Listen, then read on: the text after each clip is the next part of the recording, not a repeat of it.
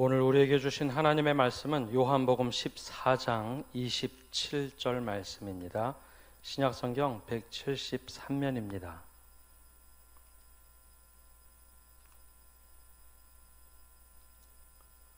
제가 말씀을 봉독합니다. 평안을 너희에게 끼치노니 곧 나의 평안을 너희에게 주노라. 내가 너희에게 주는 것은 세상이 주는 것과 같지 아니하니라. 너희는 마음에 근심하지도 말고 두려워하지도 말라. 아멘. 20년 전쯤에 초등학교에서 시험 문제를 냈습니다. 뉴스에 기사화가 돼서 저도 기억이 나는데요. 이런 문제를 냈습니다. 다음 중 가구가 아닌 것은? 사지선다형 문제가 나왔는데요. 1번 옷장, 2번 세탁기, 3번 침대, 4번 화장대. 가구가 아닌 게 뭘까요? 헷갈리시나요? 2번 세탁기입니다. 근데 답을 학생들이 뭐를 많이 쳤을까요? 침대로 썼습니다. 그 당시 매일 같이 하루 종일 광고가 나왔는데요. 무슨 광고인지 다들 아시죠? 침대는 뭐가 아닙니다. 침대는 가구가 아닙니다. 과학입니다. 라는 광고가 나왔습니다. 그러자 다음 중 가구가 아닌 것은? 학생들의 인식에는 가구가 아닌 것은 침대죠. 과학이죠. 그래서 침대를 가장 많이 선택을 해서 이게 기사화된 적이 있습니다. 굉장히 우스운 이야기처럼 들리지만 우리가 살아가는데 무심코 생각하지 않고 받아들인 것이 사실이라고 마음속에 받아들이면 이것 바꾸기가 여간 어렵지가 않습니다. 사실이 아닌데 이걸 사실로 당연하게 받아들이면 이것이 인식 속에서 뿌리를 내리고 자리를 잡더라는 것이죠. 그 중에 대표적인 것 중에 하나가 천동설이었습니다. 수천 년 동안 사람들은 천체가 돌아간다, 하늘에 있는 해와 달과 별이 돌아간다라고 생각을 했죠. 근데 코페르니쿠스가 나와서 이것 아니다, 지구가 도는 거다 이야기를 하고 아무도 믿어주지 않고 실제로 과학적인 증명을 갈릴레오가 했지만 그것을 받아들인 사람은 거의 없었습니다. 이 받아들이는 데까지 약 200년이 걸렸죠.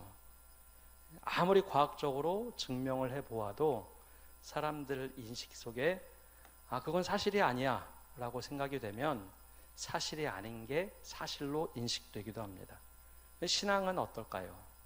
신앙에도 그런 모습들이 있습니다. 진리가 아닌 것이 우리 마음속에 자리 잡고 있으면 진리의 자리를 빼앗겨서 이것이 진리처럼 생각되는 것이 있습니다. 그 중에 대표적인 것이 성경에 나오는 단어 중에 평안이라는 겁니다. 오늘 우리가 평안에 대해서 함께 말씀을 나눌 텐데요. 평안이라는 단어는 성경의 히브리어로는 우리가 인사할 때 쓰는 샬롬이라고도 부르고 헬라어로는 에이레네라고도 부릅니다. 이 말의 뜻은 한국말로 번역이 될 때 개인적으로 내적으로 번역할 때는 평안이다 라고 번역하고 사람들과의 관계에 있어서는 화평으로 번역되기도 하고 그리고 개인적인 외부로 드러날 땐 평강이라고도 번역을 합니다. 다 똑같은 단어인데 한국말은 약간 표현할 때 상황에 따라 바꿔서 사용하죠. 그런데 왜 이 평안이란 말이 때로는 오해가 되기도 하고 우리가 잘못 생각할까요? 우리나라 근대 역사 중에 가장 뼈아픈 역사가 있는데요. 그 중에 하나가 일제강점기입니다. 당시 일본은 제국주의를 표방하면서 조선을 침략하던 명분과 표어를 내선일체라고 불렀습니다. 즉 내지 일본과 조선이 한 몸이라는 뜻이죠. 제국을 표방하던 일본이 태평양 전쟁을 일으키고 또 황국 신민화를 만들겠다고 했던 내선일체라는 표현은 그들에게는 맞는 표현인지는 모르겠지만 침략을 당했던, 수차를 당했던 우리에게는 굉장히 잘못된 사상입니다. 그런데 이 내선일체라는 말을 온몸으로 받아들였던 사람들은 거기에 굴복하면 안락한 생활, 평안한 생활이 보장이 되었죠. 그래서 이 내선일체가 맞는 것처럼 생각하기도 했습니다. 이 평안이란 말을 하면서 왜 갑자기 내선일체라는 말과 연결했는가 하면 이 성경이 쓰여지던 당시의 배경은 로마 제국 시대였습니다. 성경에서 사랑 다음에 많이 쓰이는 말 중에 하나가 평안입니다. 화평하라, 화목하라, 평안하라, 샬롬 제일 많이 쓰였죠. 그런데 이 평안이라는 말이 로마 제국을 지칭할 때 쓰는 말이었습니다. 팍스 로마나 로마의 평화다라는 말이었죠. 로마가 즐겨 쓰던 공식 언어였습니다. 라틴어로 팍스 로마나라고 하는 이 말은 로마 제국이 유럽과 소아시아를 통치할 때 쓰던 표현입니다. 로마 제국의 황제 카이사르가 유럽과 소아시아를 통일했을 때 전 세계는 안정화가 됐습니다. 정치적으로, 경제적으로 안정이 되었죠. 언어가 통일이 되고 문화와 사상이 통일이 되다 보니 전 세계적으로 안정이 되었습니다. 또 로마법을 강력하게 시행하자 각 나라별로 서로 다른 법들이 로마법 지배 아래 들어가자 법도 일관되게 거의 통일이 되기 시작을 했습니다. 또 강력한 군사력 그리고 정치력에 기반을 두다 보니 모든 나라들이 하나의 생각과 그림을 그려냈죠. 겉으로 보면 로마의 평화가 진짜 이루어졌습니다. 어디를 가도 헬라어를 사용해도 되고 로마 황제의 그림이 그려져 있는 동전을 사용하면 되었습니다. 그런데 여기에 이제 숨어 있는 뜻은 로마 황제에게 주님이라고 불러야 하고 로마법을 따라야지만 되는 그런 평화였죠. 만약에 그곳에서 밖으로 벗어나면 평화는 사라지는 겁니다. 즉 이 평화는 안락함이었습니다. 내선일체랑 거의 흡사한 일이었죠. 근데 이런 상황에서 예수님이 오늘 본문에 우리에게 이렇게 제자들에게 말씀하십니다. 우리 27절 말씀 함께 읽어보겠습니다. 평안을 너희에게 끼치노니 곧 나의 평안을 너희에게 주노라. 내가 너희에게 주는 것은 세상이 주는 것과 같지 아니하니라.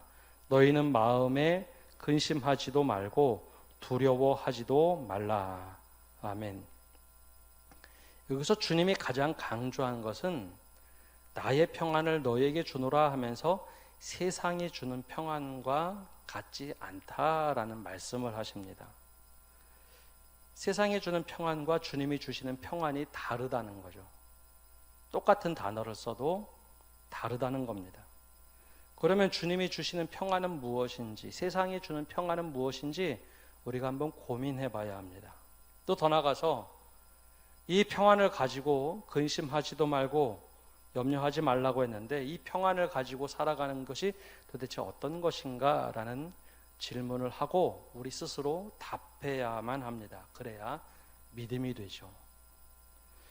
그렇다면 주님께서 우리에게 주신다고 하셨던 평안은 어떤 평안일까요? 제일 먼저 주님이 주신 평안은 주님과 연합함으로 얻어지는 평안입니다.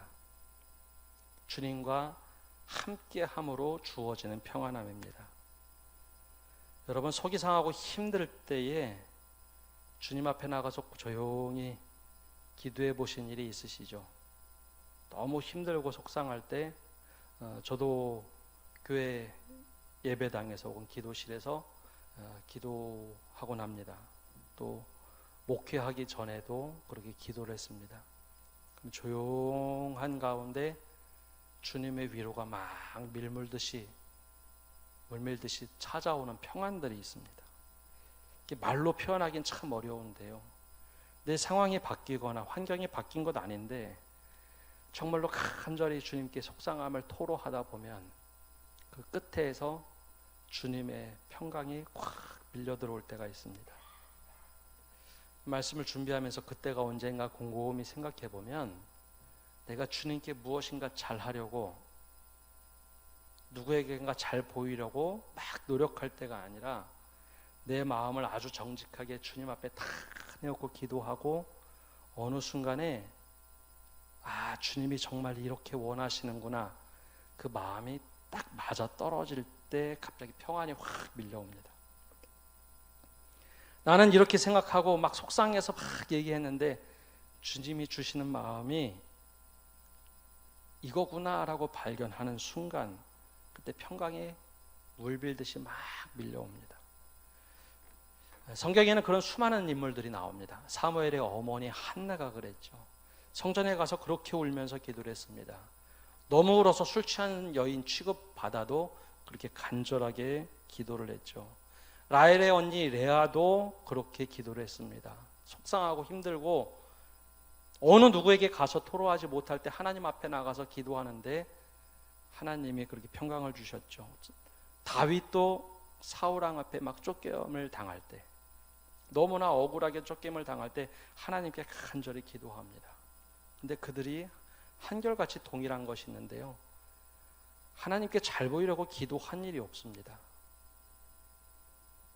내가 믿음이 이루어지오라고 기도한 적도 없어요. 너무 속상해서 막 기도하다 보니 하나님과 그들의 마음이 일치가 딱 되는 순간, 하나님이 여기 있다고 생각이 되는 순간 하나님의 평강이 확 밀려옵니다. 그래서 한나는 상황이 하나도 바뀌지 않았는데 울음을 그치고 기쁜 마음으로 돌아갑니다.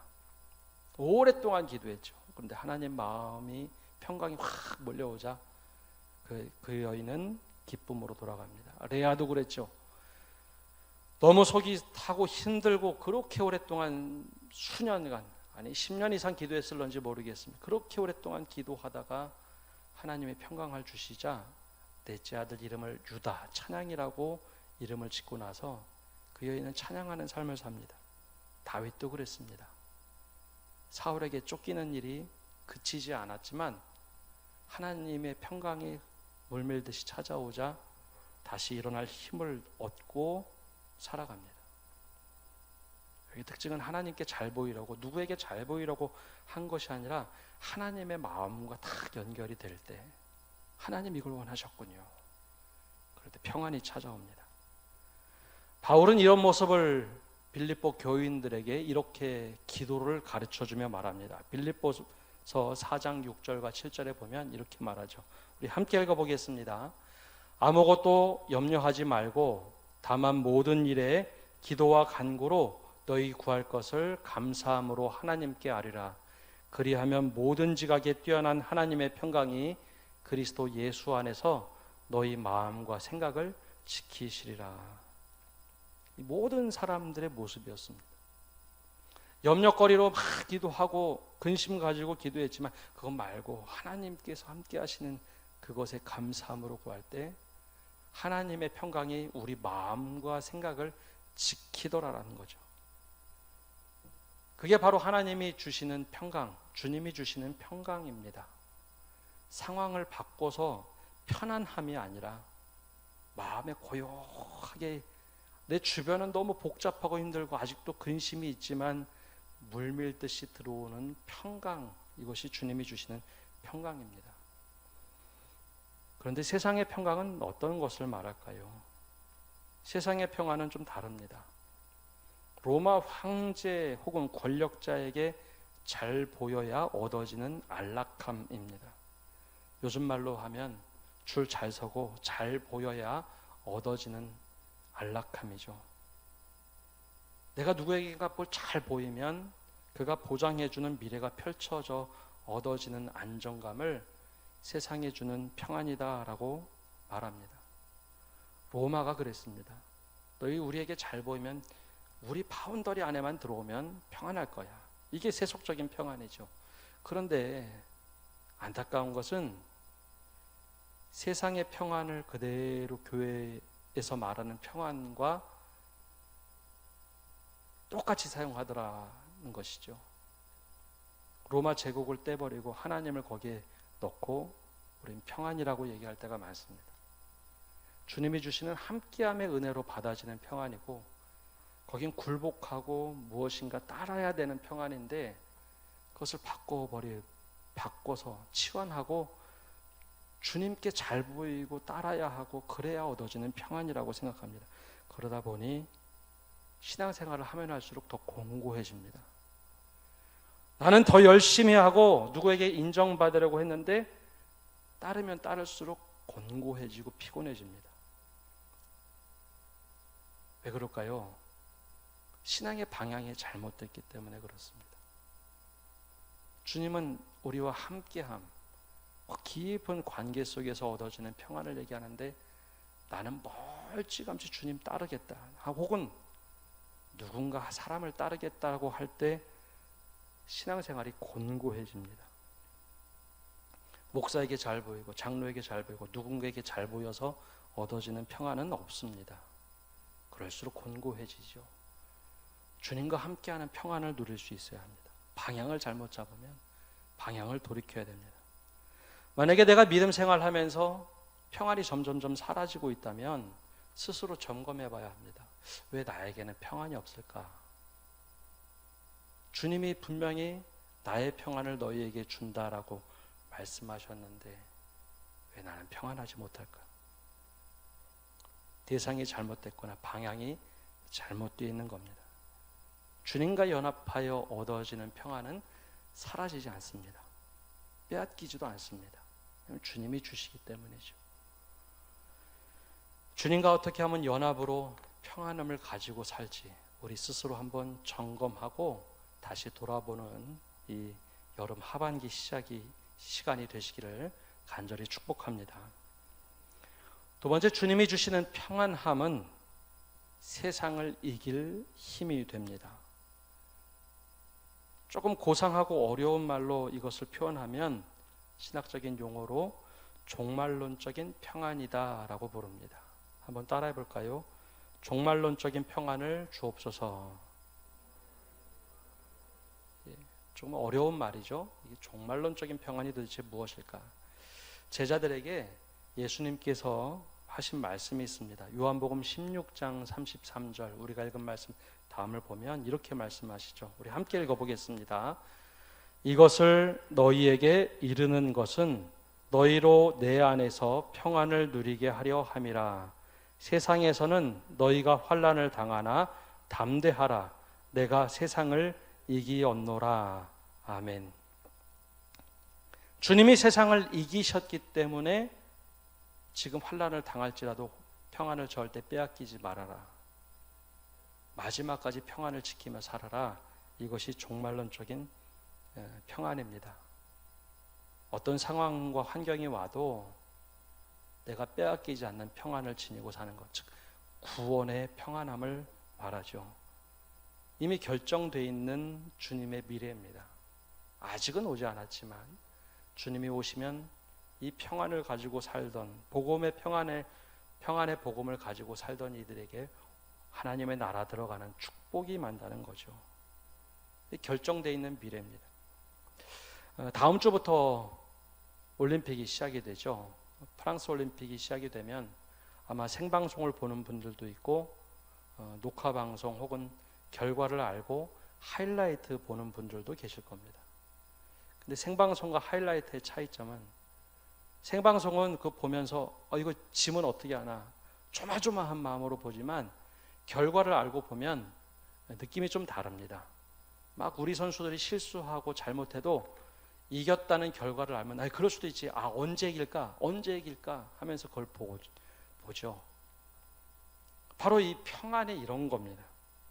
이미 주님이 승리하셨다고 이겼다고 말씀하시기 때문에 야 너희 걱정하지 말고 이 평안함을 가지고 근심하지 말고 살라라는 겁니다. 이것이 종말론적인 평안입니다. 세상을 이겼노라 말씀하셨기 때문에 그 평안을 가지고 세상을 이기며 사는 겁니다. 누가 뭐라고 해도 이게 바뀌는 게 아니잖아요. 그렇기 때문에 맞다고 우길 필요도 없습니다. 평안을 같이 나누면 됩니다. 결과를 알기 때문에 평안한 거죠. 근데 이 평안이 나만 누리라고 우리만 똥똥 누리라고 알려주신 평안은 아닙니다. 우리 모두에게 평안을 주시고 그 평안의 복음을 함께 전하고 누리라고 말씀해 주신 거죠. 내가 세상을 이겼으니까 그렇게 아웅바둥하며 살지 말라는 거죠. 그런 의미에서 오늘 말씀을 연결해 보면 요한복음 14, 15, 16장 계속 이어져 갑니다. 평안을 너희에게 끼치노니 곧 나의 평안을 너희에게 주노라. 내가 너희에게 주는 것은 세상에 주는 것과 같이 아니하리라. 너희는 마음에 근심하지도 말고 두려워하지도 말라. 이 말씀에 다 연결이 되지 않습니까?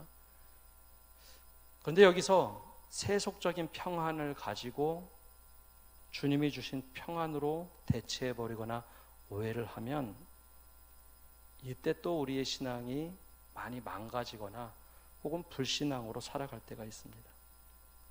주님이 이겼기 때문에 평안을 주신다고 했지, 우리가 힘으로 이겨서 이루어내는 로마 제국 같은 평안이 아닙니다.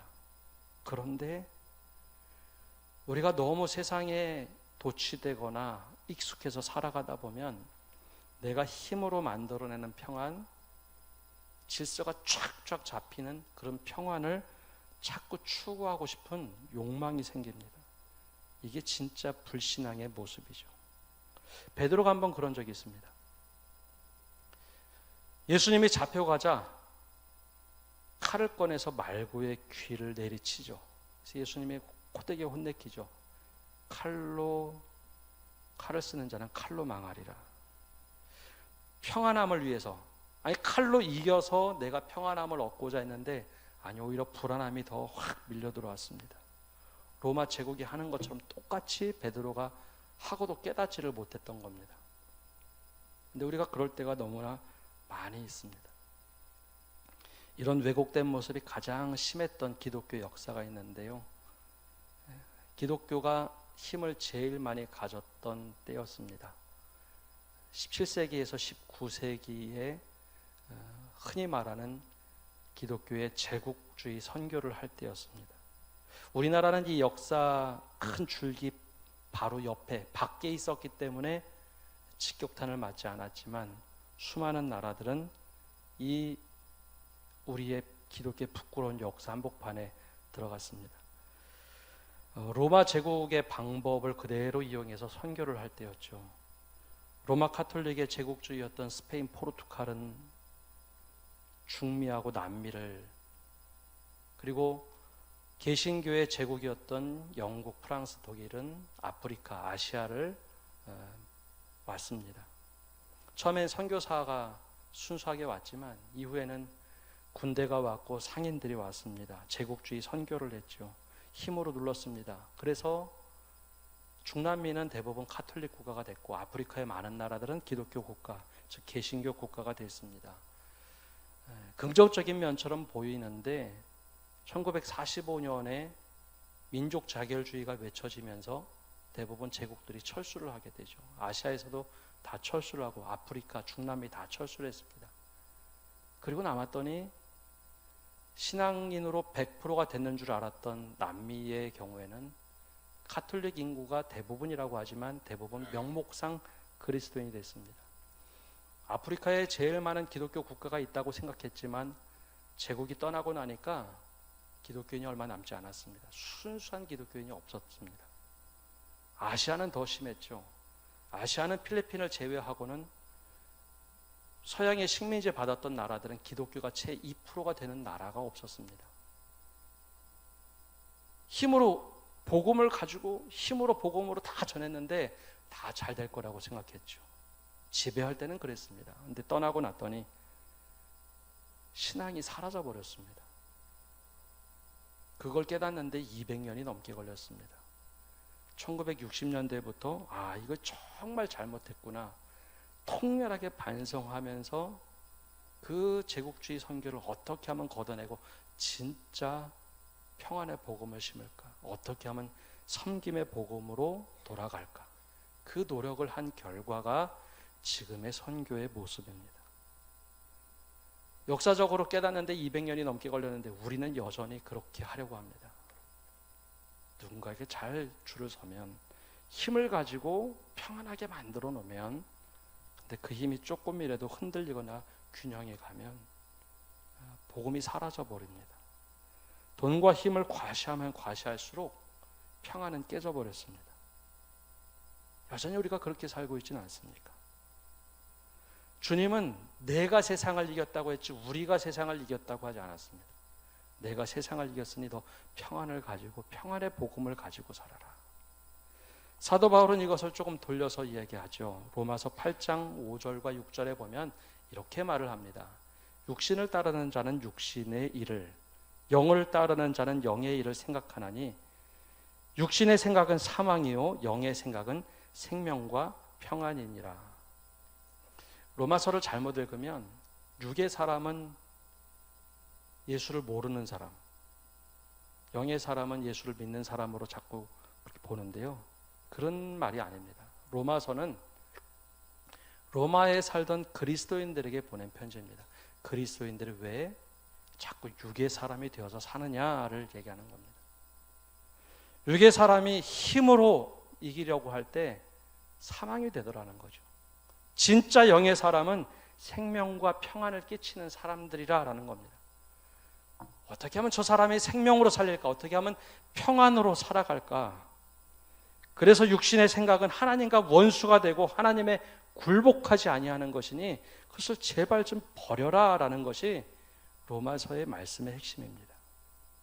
평안을 깨뜨리는 것, 평안으로 세상을 이겨야 하는데 오히려 평안을 깨뜨리는 것은 주님이 원하시는 삶이 아닙니다. 주님이 주신 평안을 가지고 평안을 끼치며 사는 것이 주님이 원하시는 것이죠. 나의 평안을 위해서 다른 사람의 평안을 깨는 것도 주님이 원하시는 삶이 아닙니다. 주님이 원하신 것은 내가 이겼으니까 너 이제 마음 든든하게 평안을 가지고 세상을 살라라는 겁니다. 그러니 주님이 주신 평안을 가지고 세상을 살아가는 것이 우리들에게 주어진 삶입니다. 골로새서 3장 15절에는 이렇게 말씀하고 있습니다. 우리 함께 읽어보겠습니다.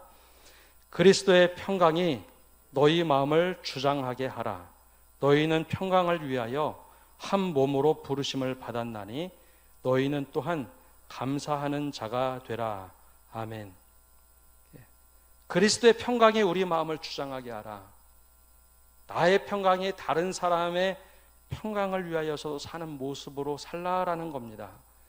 내 평안을 위해서 지키기 위해서 다른 사람의 평안을 빼앗는 것이 아니라 다른 사람의 평강을 오히려 키워주는 사람, 한 몸으로 부르심을 받았으니까 감사함으로 평안을 지키며 살아라라는 겁니다.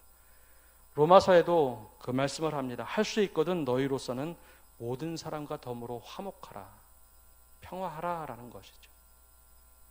우리가 이 말씀을 자꾸 잊고 살면 우리 스스로 막 평안을 이루려고 노력하고 내 힘으로 이룬 평안, 그러면서 주님이 원하신 평안이 이렇게 있습니다. 금방 뺏기고 맙니다. 반대로 평안의 복음의 신을 신고 내가 있는 곳에서 화평의 복음을 이루면 그것은 또 다른 씨앗이 떨어져서 화평의 열매를 맺게 되어 있습니다. 오늘 말씀을 맺습니다. 주님이 주시는 세상의 평안과 다릅니다.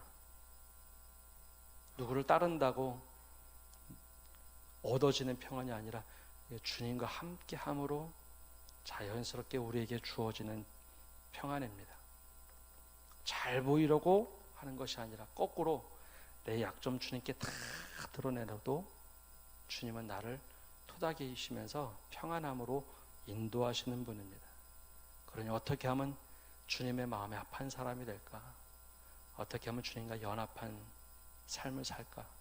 평안을 구하십시오. 두 번째로 주님이 세상을 이기셨다고 하니 내가 세상을 이기려고 하지 말고 주님이 주신 평안함으로 세상을 이기며 사는 겁니다. 내 힘으로 자꾸 이겨서 평안을 만들려고 하면 그 평안은 금방 깨져버립니다. 내가 지켜야 하는 평화가 되고 평안이 됩니다. 반대로 주님이 세상을 이기신 그 평안을 내게 주셨으니 평안을 가지고 살겠습니다. 때론 저도 주님이 지지 않습니다. 내가 용납해줘도 주님은 지지 않습니다. 그러니 그 평안함을 가지고 세상을 이길 힘으로 살아내는 겁니다. 마지막으로 평안함으로 서로 화목하고 누구든지 더불어 화목하라. 교회 공동체 안에서뿐만 아니라 교회 밖에도 그들과 화목한 모습으로 살아갈 때 담을 치면 칠수록 늘 불신만 생겨납니다. 끌어안고 화목할 수 있도록 할 때 주님의 화목 평강의 열매가 나에게도 맺히고 그 열매를 받고 자라나는 모든 사람들, 그 모든 땅이 또 다른 화평의 열매를 맺게 되어 있습니다. 여러분, 오늘 이 은혜가 오늘 예배드리는 모든 성도들 위해 함께 하시기를 간절히 축복합니다. 우리 함께 찬양하고 기도할 텐데요, 이런 신앙의 삶이 쉽지는 않습니다. 그러기에 우리가 이 찬양을 부르면서 주님, 제가 주님을 따르는 것에 후회가 아니라 자랑입니다. 평강을 우리에게 허락하여 주옵소서 고백하며 찬양하겠습니다.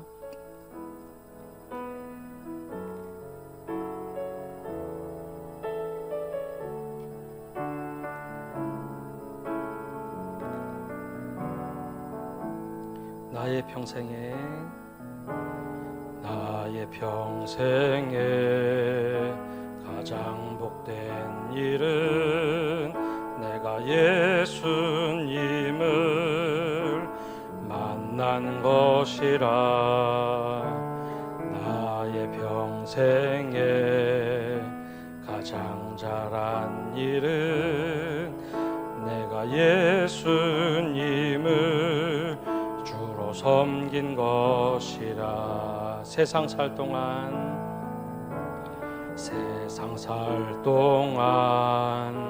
내가 걷는 길이 때론 험하여서 넘어질 때도 주의 강한 손이 나를 붙드시니 나는 예수님만 주로 섬기며 살리. 나는 주를 섬기는 것에 후회가 없습니다. 내가 걸어온 모든 시간 다 주의 은혜니, 내가 걸어갈 모든 날도 주만 섬기며 살리.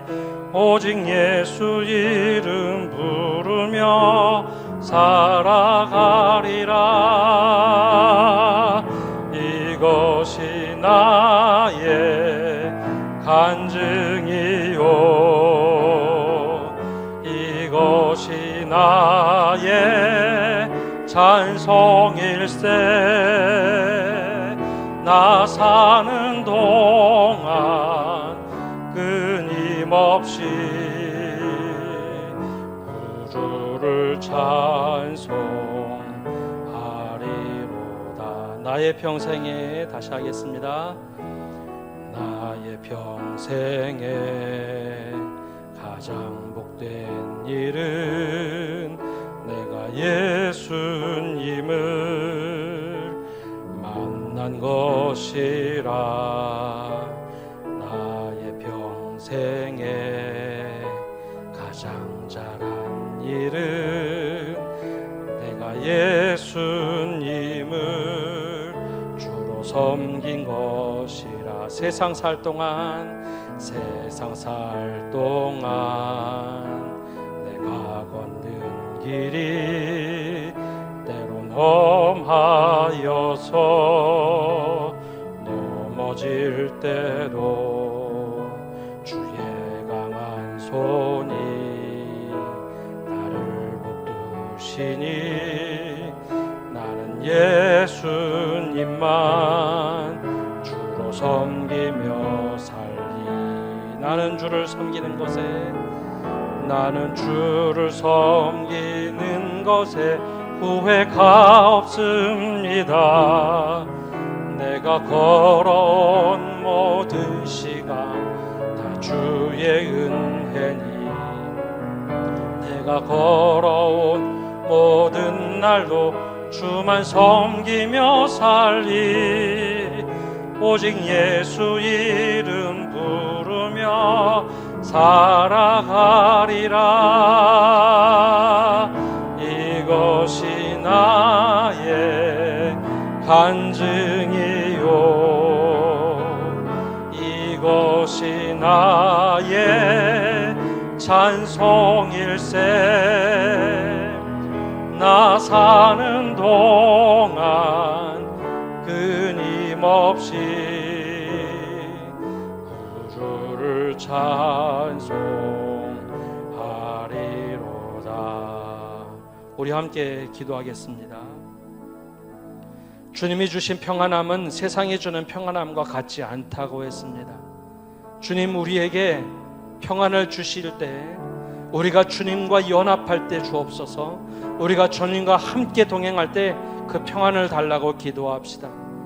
두 번째는 우리가 세상을 이기신 주님이 우리에게 평안을 주셨기에 평안으로 세상을 이기게 해달라고 기도합시다. 내 힘으로 이겨서 평안을 만들어내는 것이 아니라 세상을 이기신 주님이 평안함을 주셨기 때문에 평안으로 세상을 이기고 평안의 복음으로 세상을 바꿀 수 있게 해달라고 기도합시다. 마지막으로는 그 평안으로 살아가게 해달라고 기도합시다.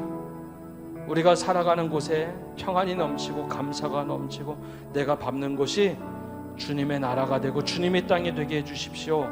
내가 만나는 사람들에게 평안을 끼치며 살게 해주십시오. 이 간절한 마음을 가지고 합심해서 기도하겠습니다. 하나님 아버지, 이 시간 기도하며 나갑니다. 우리가 세상의 평안을 가지고 교회에 와서 그것이 주님의 평안이라고 외칠 때가 너무나 많이 있습니다. 힘으로 평안을 만들고 내 힘으로 권력으로 하나님 그렇게 누군가를 따르면서 평안을 만들어야 할 때 하나님 그것이 아니라고 가르쳐 주신 주님, 우리가 주님의 평안을 받기를 원합니다. 주님과 함께함으로 얻어지는 평안, 주님이 더 주님 말씀대로 살려고 할 때 내 마음을 다 토로하고 주님과 하나가 될 때 얻어지는 평안함으로 살아가게 하여 주시옵소서. 하나님, 내 힘으로 평안을 만들고 모세처럼 내 힘으로 하려고 할 때 모든 것이 무너졌음을 봅니다. 하나님 아버지, 내 힘으로 할 때는 평안을 만드는 것이 아니라 불행함을 만들고 불안함을 만들고 모든 평안을 깨뜨렸던 부끄러운 모습이 있음을 고백합니다. 하나님, 우리가 그 평안이 아니라 주님의 말씀대로 살아가는 평안을 이루게 하여 주옵소서. 주님을 따라 살아가는 평안을 이루게 하여 주시옵소서. 하나님, 평안으로 살아낼 수 있도록 모든 사람과 더불어 화목하라고 하셨던 그 은혜의 말씀을 붙잡고 살아갈 수 있도록 힘을 주시옵소서. 우리가 변화되게 하여 주시고 우리가 열매 맺게 하시고 우리가 주님을 닮아 성품을 따라가는 저희 되도록 은혜 주시옵소서. 살아계신 주님, 우리가 평안이라는 단어를 알지만 그것이 세상에 주는 평안함과 너무나 똑같은 평안함을 추구하며 살아간 불쌍한 모습을 돌이켜 주옵소서. 주님이 주신 평안이 아니라 내가 이룰고낸 평안을 가지고 주님이 주셨다고 생각하는 이 모습들을 회개하게 하여 주옵소서. 로마가 했던 방식 그대로 따라하면서 우리가 평안하다 평안하다라고 했던 부끄러운 모습들을 회개하니 우리를 돌이켜 주옵소서. 주님과 함께함으로 얻어지는 평안함, 주님과 동행함으로 얻어지는 주어주는 그 평안함을 누리게 하여 주옵소서. 이미 세상을 이겼으니 너희 평안함으로 살아가라 말씀하셨는데 우리는 내 힘으로 이기고 이것이 주님이 주신 평안이라고 자꾸 왜곡하며 살고 싶은 욕망이 불쑥불쑥 올라옵니다. 기독교 역사 중에 가장 부끄러운 모습들이 그렇게 살아갔음을 고백합니다. 그러니 주님, 우리에게 세상에 주는 평안이 아니라 주님이 주신 평안함을 가지고 세상을 평화롭게 만들고 샬롬으로 세상을 살아가게 하여 주옵소서. 모든 사람과 더불어 화목하라고 하셨던 그 말씀을 붙잡고 살아가게 하여 주시고 내가 밟는 모든 땅이 평화를 이루고 내가 만난 모든 사람들에게 화평을 이루는 평화의 사도가 되게 하여 주옵소서. 그래 주님의 복음이 복음으로 하나님이 하나님으로 온전히 증거되는 삶을 살도록 은혜 내려 주옵소서. 예수님의 이름으로 기도합니다. 아멘.